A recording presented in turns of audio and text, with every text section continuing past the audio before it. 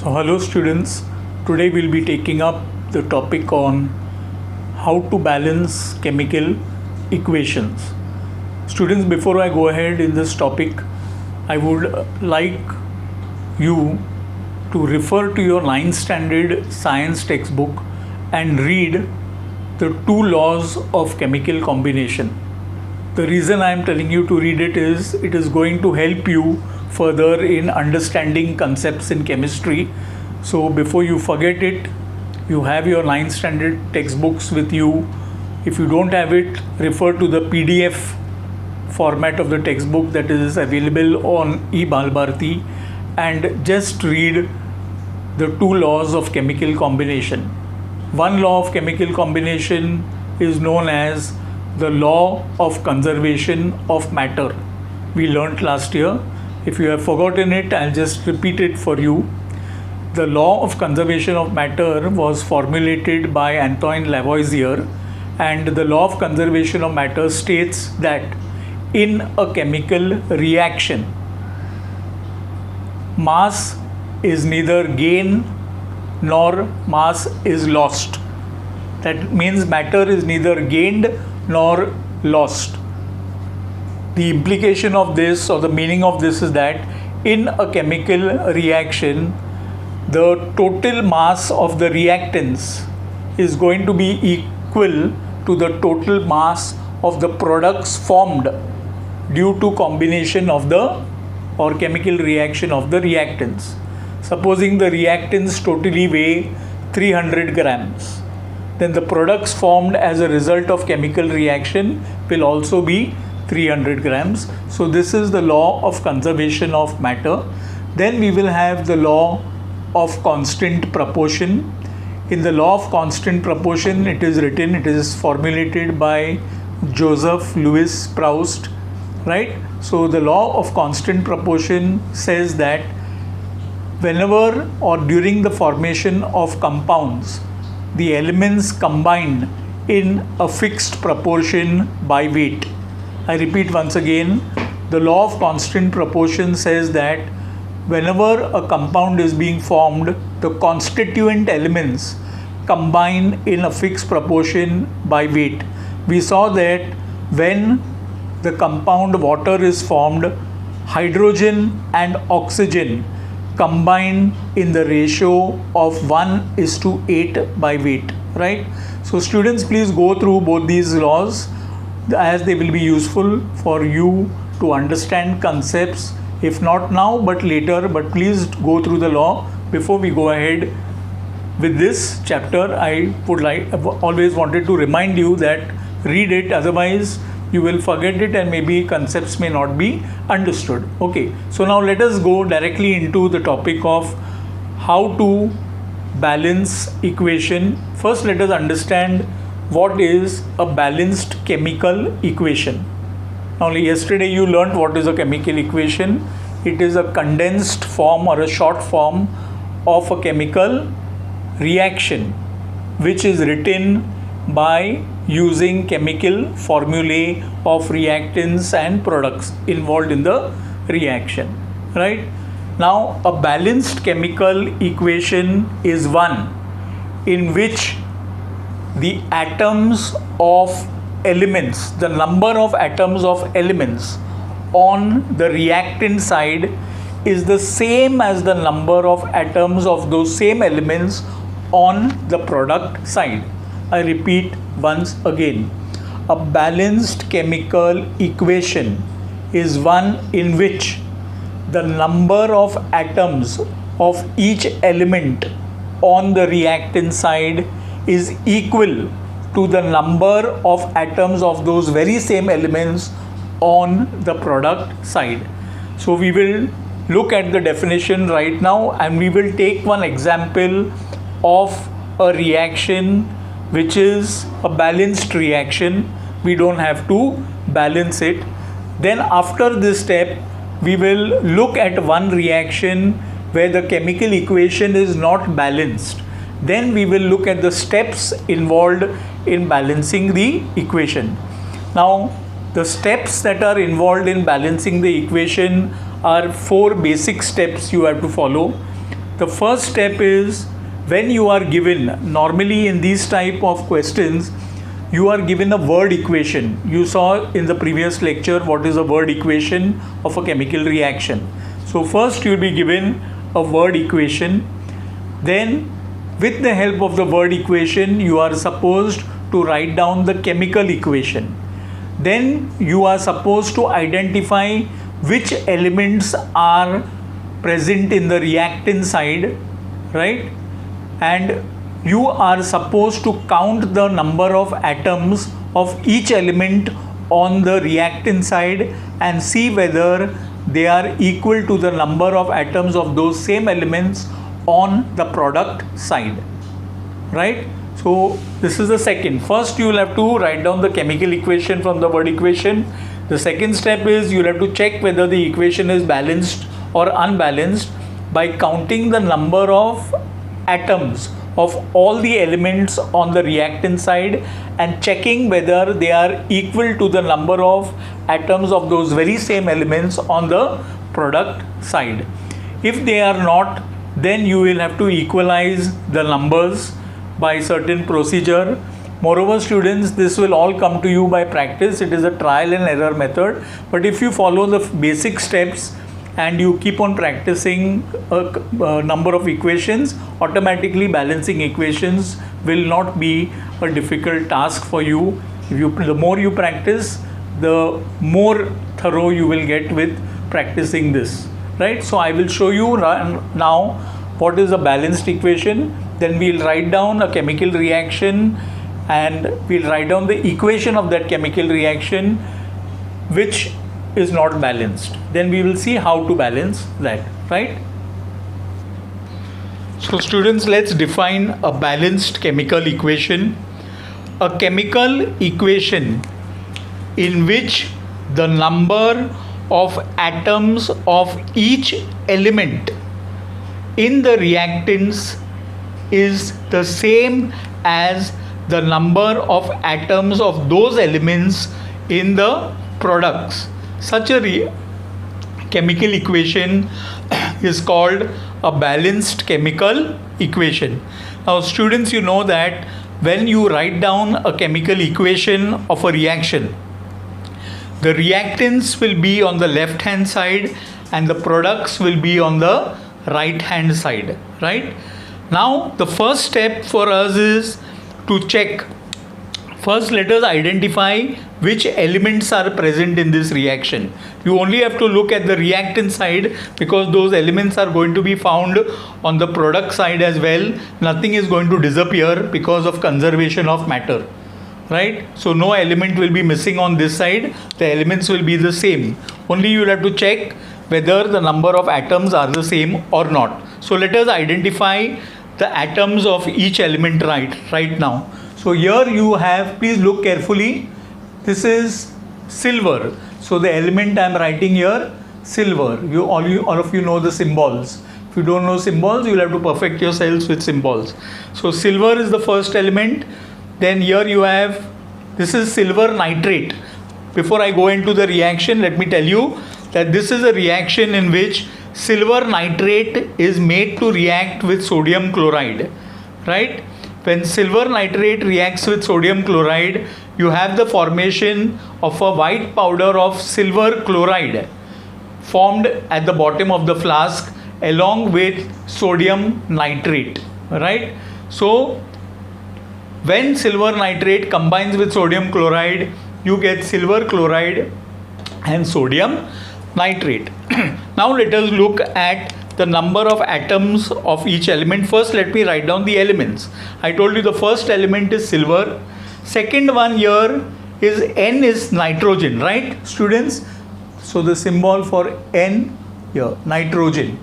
After that you have oxygen. So I am writing oxygen. After that, which is the next one? Na. What is Na, students? Na is the symbol for sodium. So Na, right?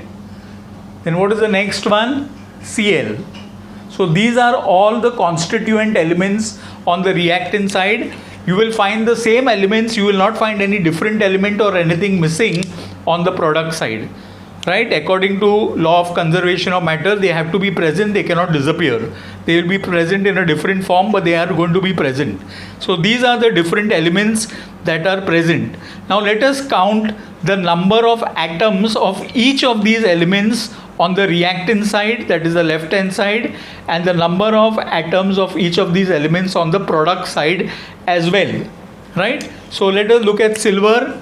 There is no number here, so that means there is one atom of silver here. Then nitrogen, N. N, there is no number, so there is only one, right? Oxygen, 3. This is 3, right? So 3 of oxygen. Let us look at sodium, no number, so sodium is 1. Chlorine, no number, so chlorine is 1. So these are the number of atoms of each of these elements on the reactant side. Now let us count their number on the product side. So let us look at where is Ag? Oh, Ag is over here, right? There is no number, so what should be the number of atom? 1. Chlorine, no number attached, 1. Sodium, no number attached, 1. So sodium, no number attached, 1. Oxygen, here, yes, oxygen where? Here. So oxygen is 3. Then let's look at chlorine. Chlorine, 1. So you can see here on the left hand side and right hand side, the number of atoms of all the elements are equal. Can you see? If you are getting this, if you are finding that the number of atoms of each element on the reactant side and on the product side are equal, that means this is an example of a balanced chemical equation. Now let us see another reaction so that you will be able to understand what is not a balanced chemical equation or what is an unbalanced chemical equation, and then let us look at the steps that we will follow in balancing the equation, right? So students, let's have a look at how to balance a chemical equation. Now students, there are two ways in which they can ask you a question, right? Now the two ways in which they can ask you a question are, like for example in this case, sulfuric acid is mixed with sodium hydroxide. Explain the reaction with a balanced chemical equation. That is one way of asking you. The second way of asking you is, they will give you this word equation directly. Sodium hydroxide plus sulfuric acid gives sodium sulfate plus water. From this you are supposed to write the chemical equation and balance that chemical equation. Now the chemical equation, if you have to write, students, you must know the chemical formula of very important compounds. There are around 25 to 26 of them which you will have to learn, so that you will have a perfect knowledge of the chemical formulae of all the important compounds that you would come across in your science too, right? So first we will have to write down the chemical formula. So we start. So the first step is to write the chemical formula. These are the steps. The first step is, from the word equation you write the chemical formula. So we write the chemical formula. Sodium hydroxide is NaOH.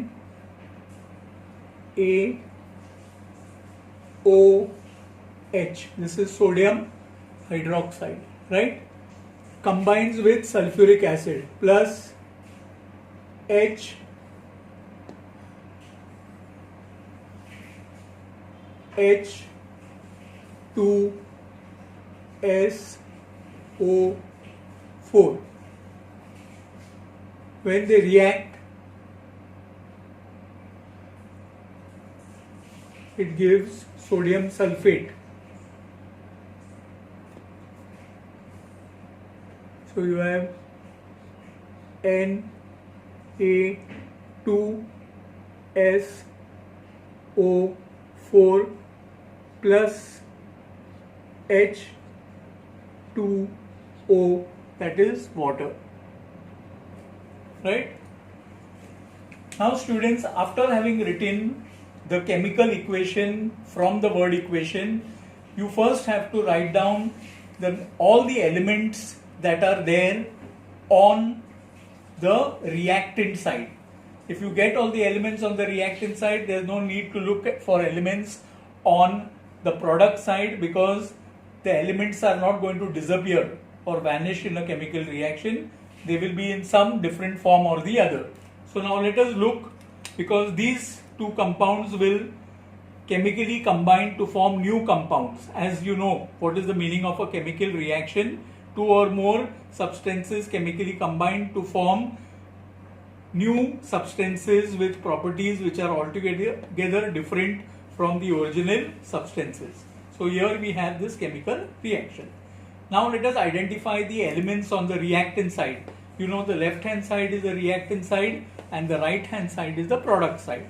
So first let us identify the elements. The element you can see over here is sodium. So let us write down here. You write it in its symbol form.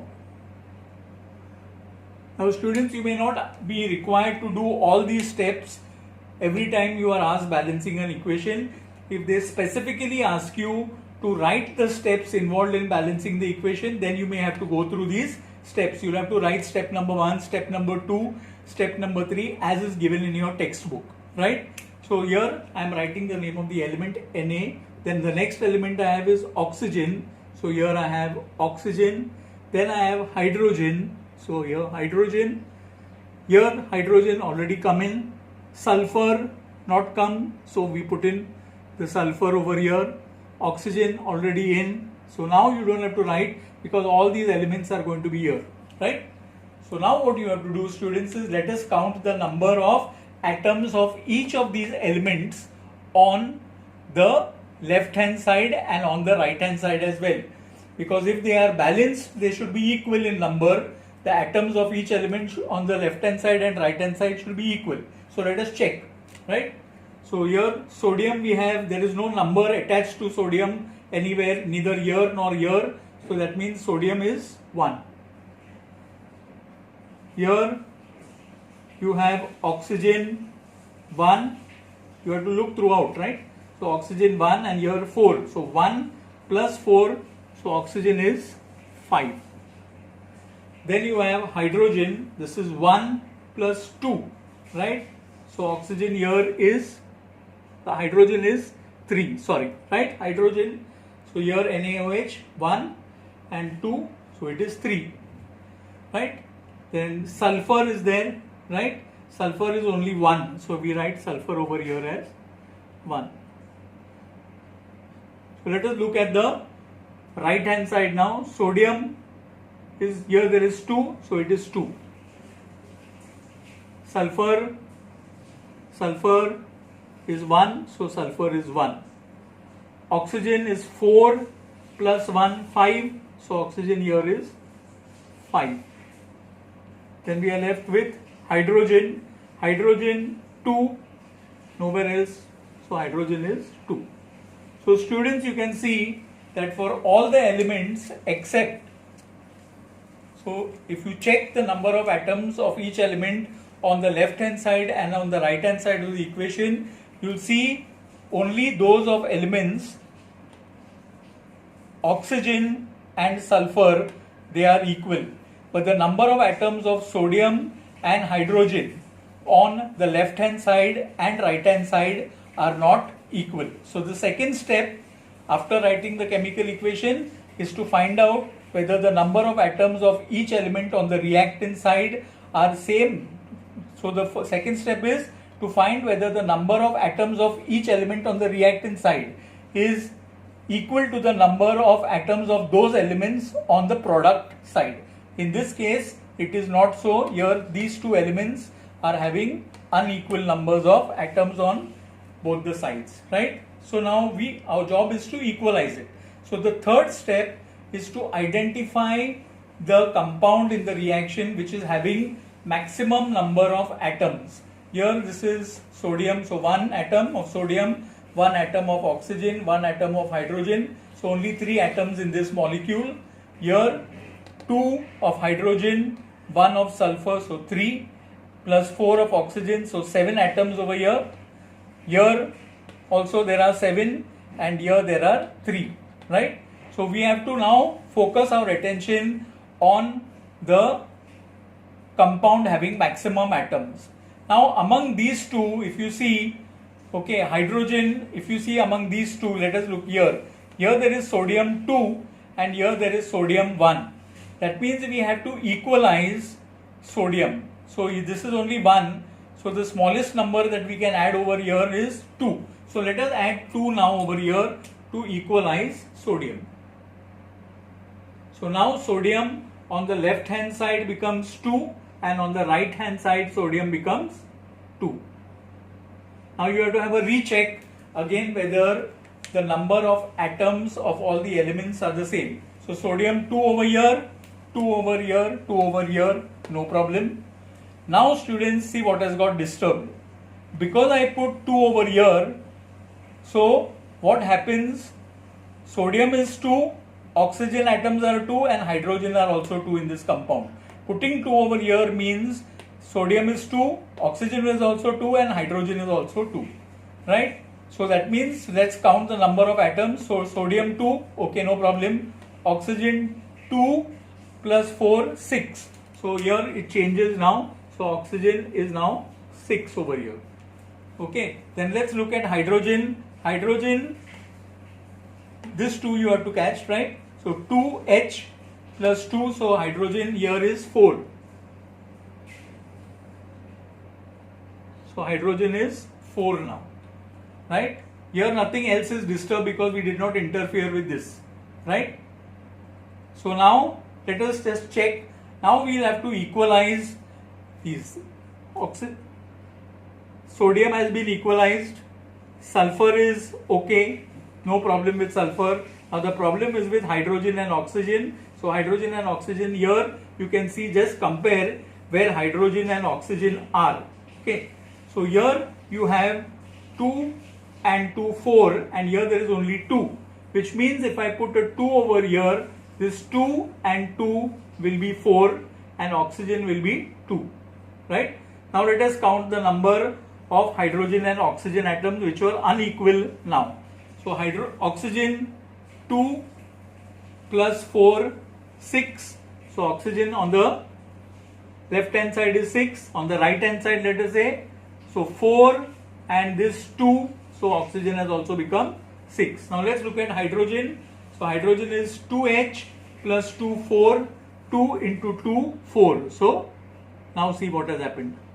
Now you look that we have already balanced the chemical equation. After having balanced it, rewrite the balanced chemical equation as 2NaOH plus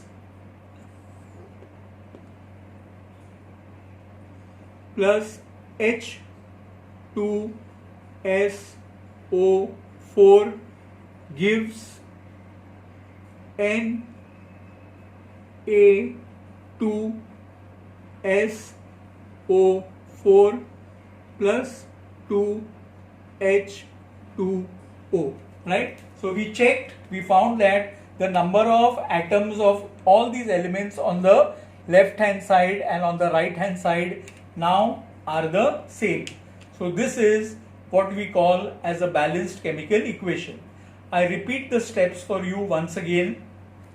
Only one thing, students, you have to remember: by balancing the chemical equation, you cannot change the molecular formula. That means if you wanted, here there was 2N and 2 on this side and here there was only 1. So we put 2 over here. You cannot put 2 over here to balance this. That is, putting 2 over here means you are changing the molecular formula. So please remember, you cannot add anything as a suffix like this.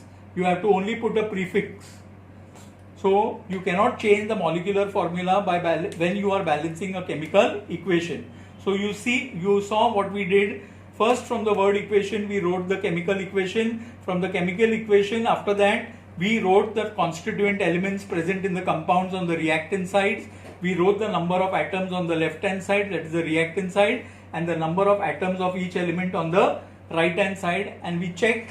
Since they were not equal, we started balancing. First we identified the compound with maximum number of atoms. Having identified that, we looked at sodium sulfate. With sodium sulfate, we saw what happened was, we saw that in sodium sulfate 2 sodium atoms were there here. So on the left hand side there were 2 sodium atoms, whereas on the right hand there was only 1. So since we had the lowest number to put 2, so we put 2 over here. So to equalize it, we put 2 over here, so sodium has 2 over here and 2 over here. But in the process, oxygen and hydrogen atoms increased on the left hand side, so we had to equalize it on the right hand side. So we put a 2 over here, so we got 2 and 2, 4, that matched with this 2 and this 2 hydrogen atoms, 4, and oxygen 4 and 2. This is 2 oxygen plus 4, 6, and this is also 2 oxygen plus 4, 6. So in this way we balanced the chemical equation. Students, during the course of time, while teaching you combination reactions and some different types of chemical reactions, we will also have a look at how we balance that. More or less, students, it will require a lot of practice for you. You will have to keep on, by trial and error method, trying to balance the chemical equations. I will give you some assignments and you are supposed to make use of this knowledge to practice the equations, to try to balance them, right? So now we students will move on further in our lecture, right? So students, you have just seen the number of steps involved in balancing a chemical equation. Just for you to get a clear picture of it, right again, okay, once again, what I'll do is I'm just repeating it. See, this question can be asked in two ways. They can ask you it in a question form. It can be posed to you in a form of question, like sulfuric acid is mixed with sodium hydroxide. Explain the chemical reaction taking place with a balanced chemical equation. The other way is they will straight away give you the word equation and they will say, from the given word equation, write down the chemical equation and balance the chemical equation. So you look at the word equation and in place of the word equation you write down the chemical equation, just as we did over there. Then go ahead to count the number of atoms of each elements on the reactant side, on the product side in the rough page. If you have been not asked to write the steps in balancing, then you do this on the rough page. If they ask you to write the steps involved in balancing the equation, then you'll have to draw that table showing the number of atoms on the reactant side and the product side. Otherwise there is no need to draw the table, right? But for your understanding, on the rough page you draw a table and write down the number of atoms of the elements on the reactant and the product side. If they are unequal, you go to the second step. The second step is what? To identify from the left hand side and the right hand side which compound has maximum number of atoms, because it is easier to start your balancing from there. So once you have identified, then find out that in that compound which atom is unequal. So when you find that that atom is unequal, then go ahead, just as we saw that sulfuric acid and sodium sulfate, they were the two compounds having 7 atoms each. But in the sodium sulfate, sodium was only 2 on the right hand side, whereas on the left hand side it was 1. So to equalize it, we saw that we put 2 on the right hand side before sodium hydroxide. So we got 2 sodium atoms on the right hand side and on the left hand side. But in the process you saw the number of atoms of oxygen and hydrogen changed, and in the third we went ahead and equalized it where the water molecule was. We put 2 over there and we equalize the number of hydrogen and oxygen atoms. So as I told you that we will be seeing some more steps when we discuss some chemical reactions in coming lectures, right? So now we come to the different types of chemical reaction.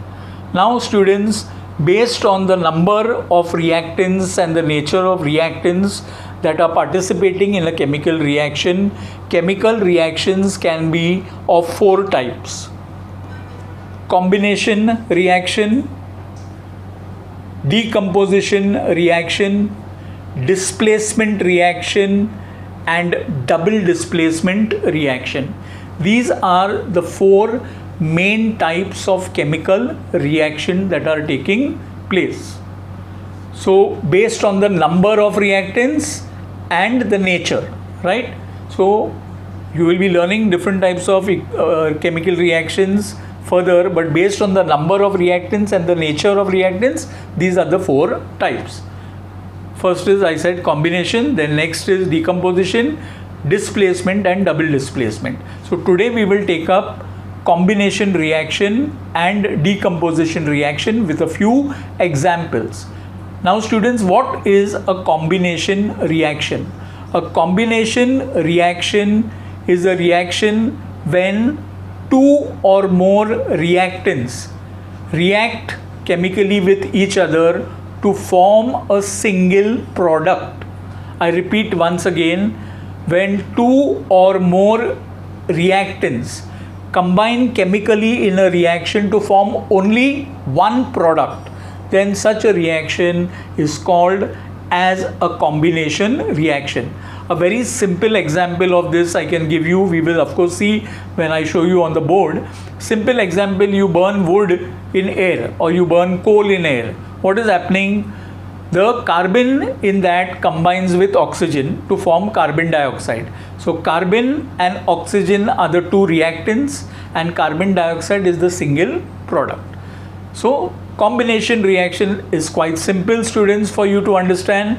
When 2 or more reactants combine chemically in a reaction to form only one product, such a reaction is called as a combination reaction, right? So let's have a look at a few examples of combination reaction, right?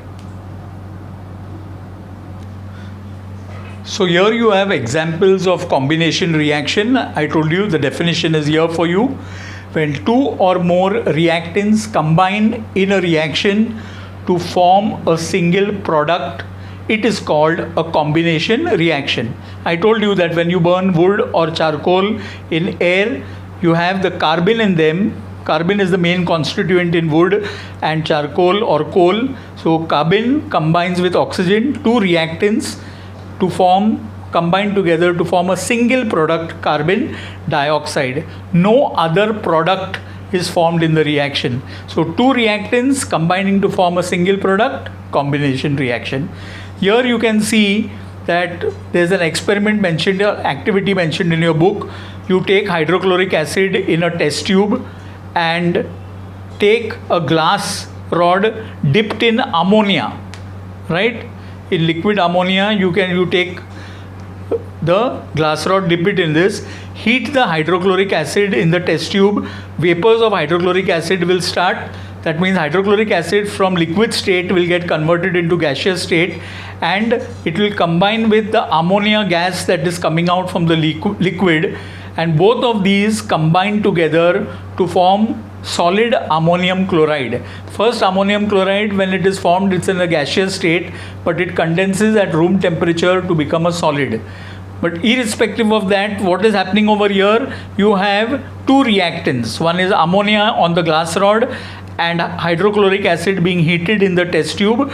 Both of them combine to form ammonium chloride. So 2 reactants combining to form a single product. By definition, it's a combination reaction. Here you can see calcium oxide combines with water to form calcium hydroxide. Again, 2 reactants combining to form a single product, but in this reaction, heat energy is liberated. It's not a product, it is the energy liberated. So this is a combination reaction too.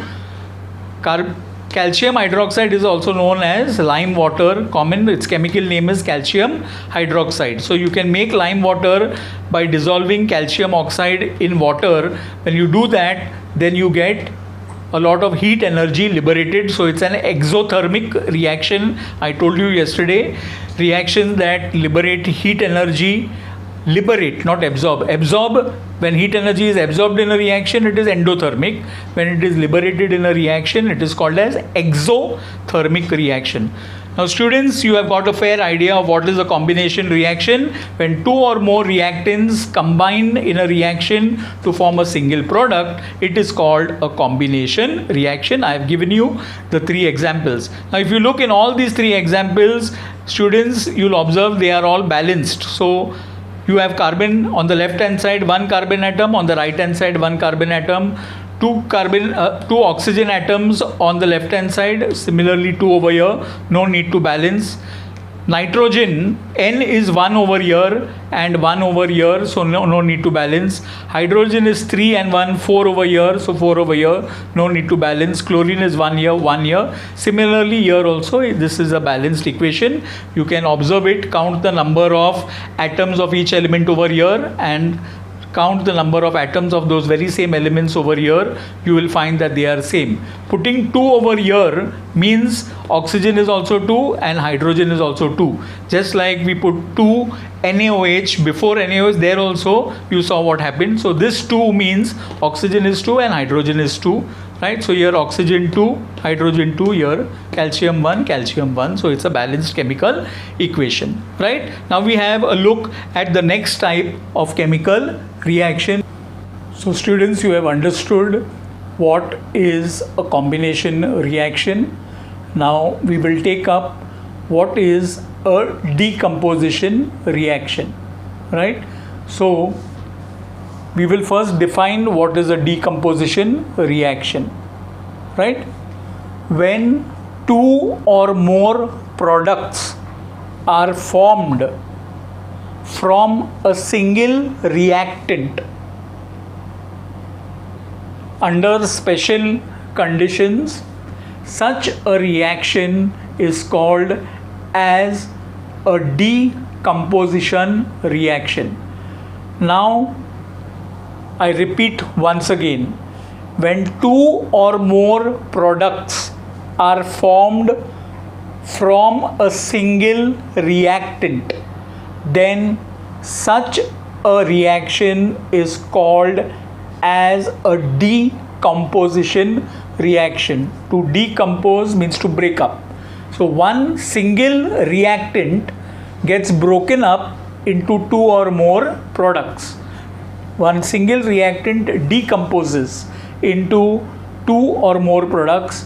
Such a reaction is called as a decomposition reaction.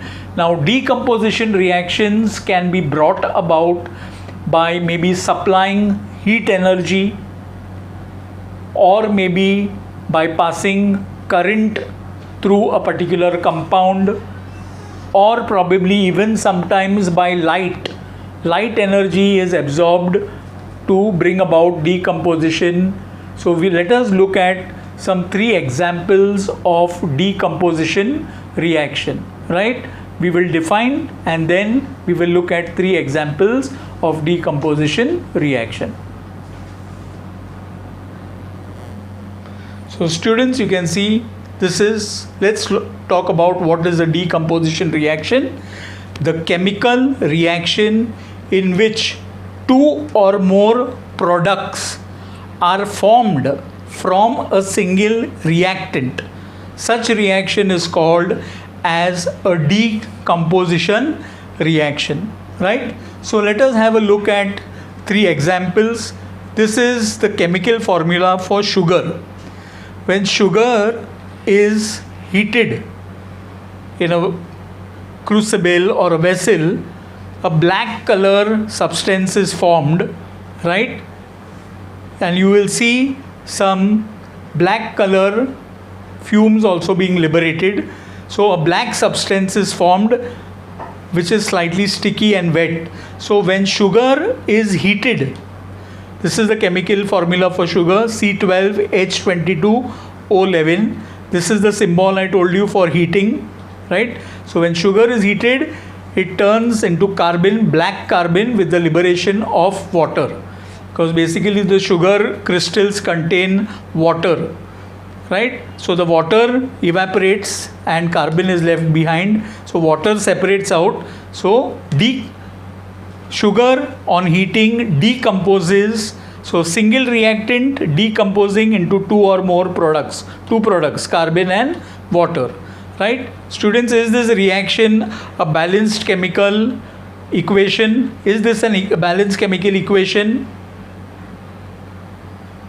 I'm sure one look at it will tell you that it is not a balanced chemical equation.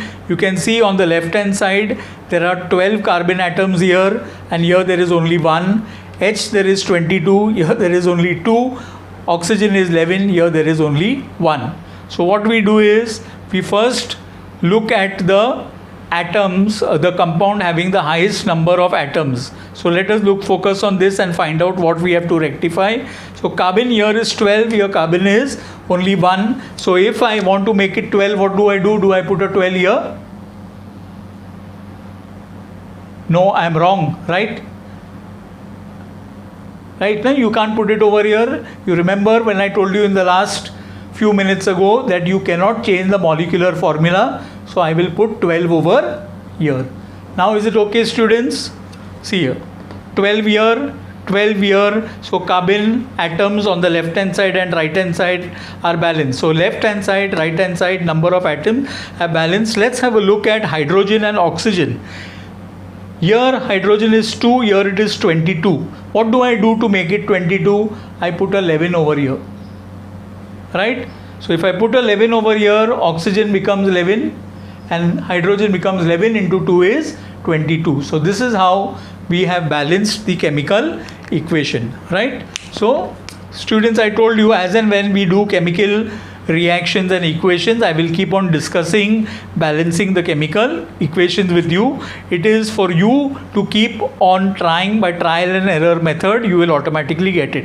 The more you practice, the more you will get it, right? Now let's look at the next example of decomposition. Now you can have here, this is calcium carbonate. I told you it is marble. So when marble is heated, you get calcium oxide and carbon dioxide gas is liberated.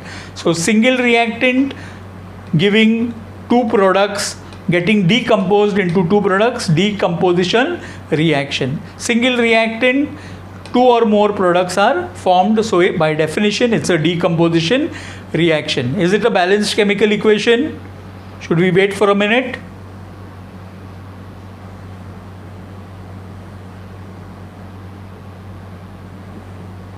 I can already hear you saying from there that it is balanced, right? Na? Ca1, carbon 1 here, carbon 1 here, oxygen 3 over here, 1 plus 2 is 3. So it's a balanced chemical equation. Now students, let's have a very close look at how water gets decomposed.